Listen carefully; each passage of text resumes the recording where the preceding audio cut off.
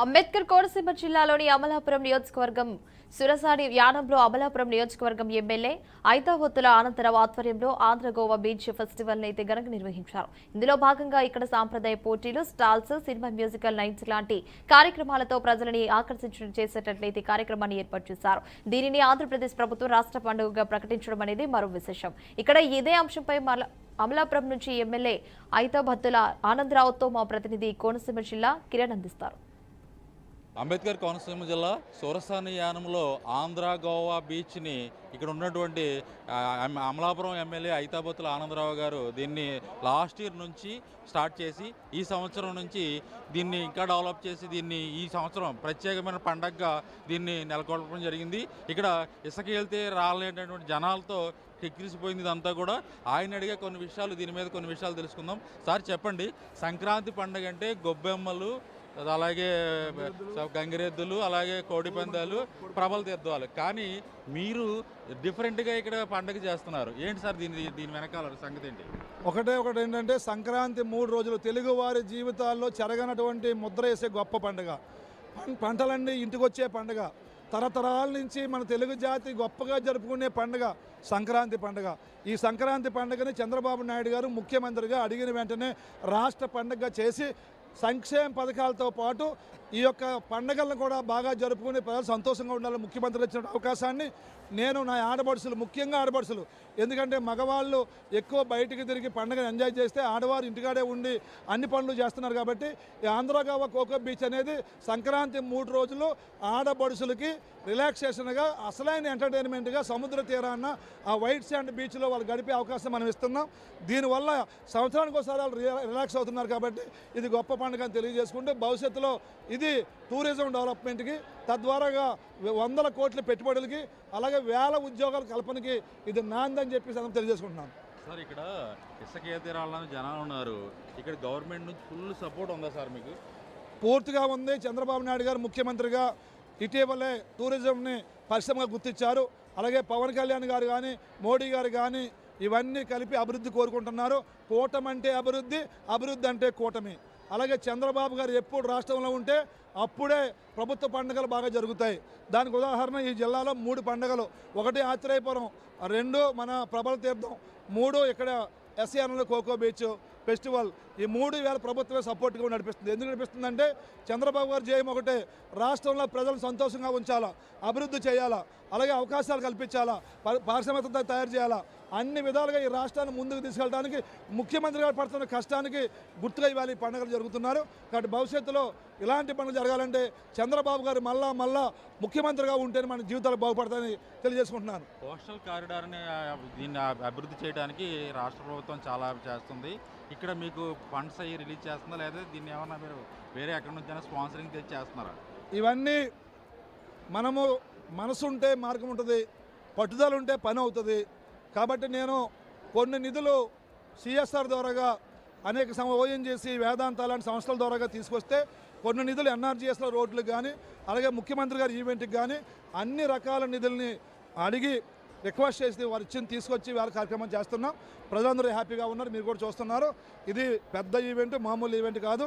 ఎందుకంటే ఒక పక్క సముద్రం, ఒక పక్క సువిశాలమైనటువంటి బ్యాక్ వాటర్, మధ్యలో ఉన్న దీవుల కార్యక్రమం చేస్తున్నాం. మా గ్రామస్తులు కానీ, ఈ నియోజకవర్గ ప్రజలు కానీ క్రమశిక్షణగా అందరూ కూడా ఈ పండుగలో ఉంటున్నారు కాబట్టి చేయగలుగుతున్నాం. అందరికీ ధన్యవాదములు. మరి ఇది ఈ సంవత్సరం లాస్ట్ ఇయర్ కానీ బాగా చేసాం, వచ్చేవాడు ఇంకా బాగా చేస్తా తెలియజేసుకుంటూ తెలుసుకుంటున్నాను. ఆంధ్ర గోవా అనేది పేరు పెట్టారు సార్. దీనికి గోవా ఎందుకు పెట్టామంటే ఎంటర్టైన్మెంట్ అంటే గోవా అనుకుంటున్నారు. గోవాను మించినటువంటి, కేరళని మించినటువంటి అందాలు, బీచ్లు ఆంధ్రాలో కూడా ఉన్నాయని తెలియజేయడానికే ఆ పేరు పెట్టాం. Thank you sir. ఇక్కడ ఈ అంబేద్కర్ కోనసీమ జిల్లా నుంచి ఈ ఆంధ్ర గోవా గురించి చాలా అద్భుతంగా ఆయన వివరించారు. ఇక్కడ ఉన్నటువంటి ప్రజలందరూ కూడా విజువల్స్లో మనం చూడొచ్చు. ఇక్కడ ఇసుకేస్తే రావాలనేటువంటి జనం ఉన్నారు. జన సముద్రంతో ఇక్కడ ఇదంతా కూడా గుమిగూడి ఉన్నారు. ఇక్కడ ఆహ్లాదకరమైన వాతావరణంలో, బీచ్ వాతావరణంలోని అదేవిధంగా ఇక్కడ కొన్ని ఈవెంట్స్ కూడా వాళ్ళు తయారు చేయడం జరిగింది. ఏదేమైనప్పటికీ ఇక్కడ ఆంధ్ర గోవా బీచ్లో సంబరాలు అంబరాన్ని అంటున్నాయి. కెమెరామెన్ సూర్యతో కిరణ్ కుమార్, అంబేద్కర్ కోనసీమ జిల్లా నుంచి. వికారాబాద్ మాజీ ఎమ్మెల్యే మోతుకు ఆనంద్ పై కాంగ్రెస్ నేతలు ఫైర్ అయ్యారు. స్పీకర్ సీఎం రేవంత్ రెడ్డిని విమర్శిస్తే సహించేది లేదని హెచ్చరించారు. బీఆర్ఎస్ హయాంలో వికారాబాద్ లో అక్రమ కేసులు పెట్టించిన చరిత్ర మోదుగు ఆనందాన్ని విమర్శించారు. వికారాబాద్ మున్సిపల్ పై కాంగ్రెస్ జెండా ఎగురవేస్తామని కాంగ్రెస్ నేతలు స్పష్టం చేశారు. ఇక బలగంతో దర్శకుడిగా ప్రేక్షకులనైతే మెప్పించిన కమెడియన్ వేణు ఎల్దండి ఎల్లమ్మ అనే మరో సినిమాతో రాబోతున్నారు. ఆయన దర్శకత్వంలో రూపొందుతున్న రెండో చిత్రం ఇదే అని చెప్పాలి. సంగీత దర్శకుడు దేవిశ్రీ ప్రసాద్ ఈ సినిమా ద్వారానైతే హీరోగా పరిచయం చేస్తున్నారు. ఇందులో ఆయన డప్పు కళాకారుడు పాత్రనైతే పోషిస్తున్నారు. సంక్రాంతి సందర్భంగా ఇందుకు సంబంధించిన గ్లిప్స్ అయితే విడుదలయ్యాయి. ఈ శ్రీ వెంకటేశ్వర క్రియేషన్స్ పతాకంపై అయితే దిల్ రాజు అయితే నిర్మిస్తున్నారు.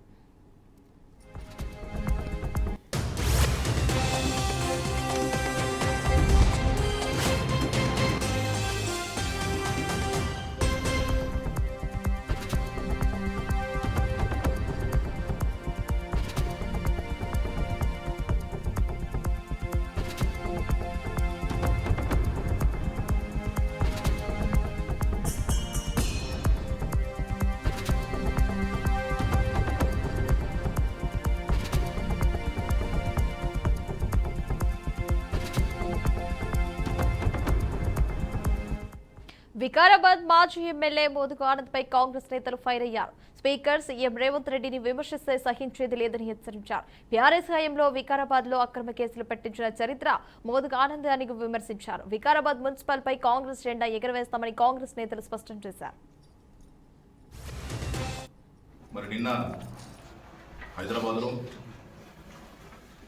బీఆర్ఎస్ పార్టీ కార్యాలయంలో మాజీ ఎమ్మెల్యే మెతుకు ఆనంద్ గారు, స్థానిక శాసనసభ్యులు, తెలంగాణ రాష్ట్ర అసెంబ్లీ స్పీకర్ అయినటువంటి పెద్దలు గౌరవనీయులు గడ్డం ప్రసాద్ కుమార్ గారి మీద అనుచిత వ్యాఖ్యలు చేయడం, లేనిపోనివి చెప్పడం, లేనిపోనివి అనడం, అదేవిధంగా ముఖ్యంగా మరి వికారాబాద్ పట్టణంలో ఉన్నటువంటి మా గురించి మాట్లాడుతూ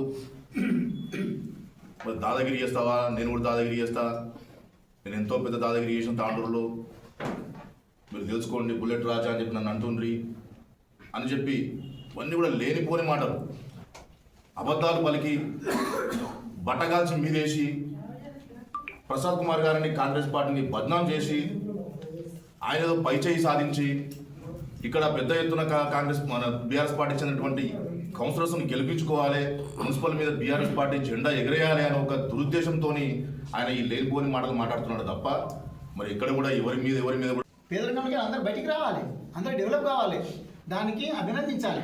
ఎవరు? మా మాజీ శాసనసభ్యుడు గౌరవనీయులైనటువంటి డాక్టర్ సాబు అభినందించాలి. మావోడు ఒకడు దళితుడు బిడ్డ వాళ్ళ అమ్మ పాలు అమ్మి ఒక బుల్లెట్ మోటార్ సైకిల్ కొనిచ్చింది, అది రా మా డెవలప్మెంట్ అంటే అని ఇట్లా చెప్పాలి. కానీ దాన్ని ఇన్కార్ చేస్తే ఎట్లా? ఇది కరెక్ట్ కాదు. కొద్దిగా మరి సరే ఆయనకు చాలా కరెక్ట్ ఇస్తలేనంటున్నారు, అది కరెక్ట్ కాదు, సరిపోతలేదు. నా రిక్వెస్ట్ ఒకటే ప్రతిపక్ష పార్టీకి, మీరు మా వాగ్దానాల మీద, మా ఎలక్షన్ మేనిఫెస్టో మీద ముంగలు పెట్టుకొని మేమేమేమి తప్పుదారు చేసినామో దాని మీద పాయింట్అవుట్ చేయాలి. తప్పు లేదు. వ్యక్తిగతమైన విమర్శలకు పోకుండా మేము పోము, మీరు పోము, మేము కూడా పోము. వ్యక్తిగతమైన విమర్శలు మేము కూడా పోము, మీరు కూడా పోకుండా డెవలప్మెంట్ మీద మాట్లాడండి. వికారాబాద్కి ఇది కావాలి, అది కావాలి, అది కావాలి, ఇది కావాలని మీరు కొట్లాడి ధర్నా చేస్తే ఆ కటింగ్లు తీసుకుపోయి మేము సీఎం దగ్గర కూర్చొని ఇంకా మందులు ఎక్కువ తీసుకొస్తాం. అట్లా కొట్లాడండి. మీరు అట్లా కొట్లాడతలేరని మాకు బాధ అవుతున్నది. మీరు కొట్లాడండి. వికారాబాద్ 500 కోట్లు కావాలి, కొడంగల్ డెవలప్మెంట్ 1000 కోట్లు అయితే వికారాబాద్ 500 కావాలి, 1000 కోట్లు కావాలి, 2000 కావాలి, కొట్లాడండి.